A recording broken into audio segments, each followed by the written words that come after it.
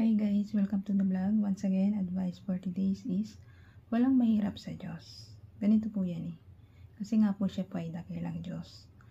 Ama natin na nasa langit na buhay, kung maniniwala ka lang, lahat ng hilingin mo sa Kanya ay matutupad. Kasi Diyos nga po siya. Wala pong imposible sa ating mahal na Diyos Ama.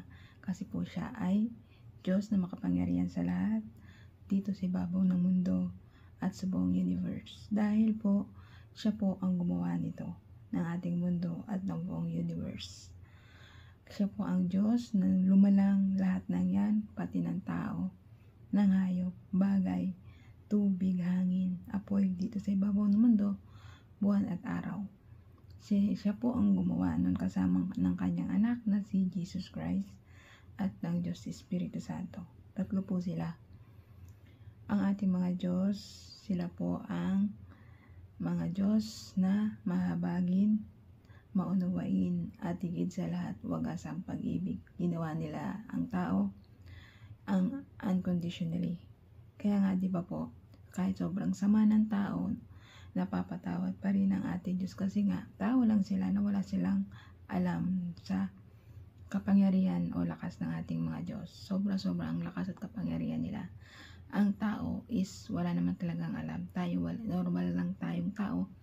Na ordinaryong tao at wala tayong alam. Kahit nga sa spiritualing mga kalaban nating demonyo, minsan natatalo tayo tulad ng pagpasok na sa ating isipan at sa puso.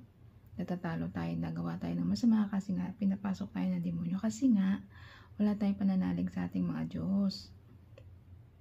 Kulang tayo sa pananalig, paniniwala sa ating mga Diyos na buhay na nasa langit na umiiral hanggang ngayon.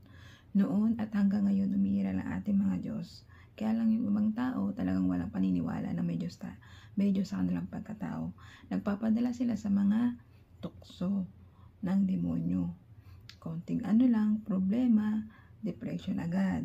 Konting ano lang, problema dito, bumibigay na agad, di ba? Konting uto lang, bigay agad kaya nagkakaroon ng problema. Maging matapang po tayong tao.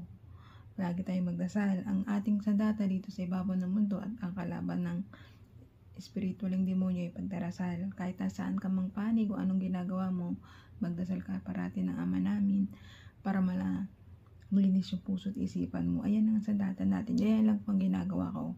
Nagdadasal lang po ako ng Ama namin. Nawawala po yung mga alalahanin ko sa buhay at yung mga inanakit mo o sama ng loob mo sa iyong kaaway o may kinakagalit ka man o nakasamaan ng loob. Parang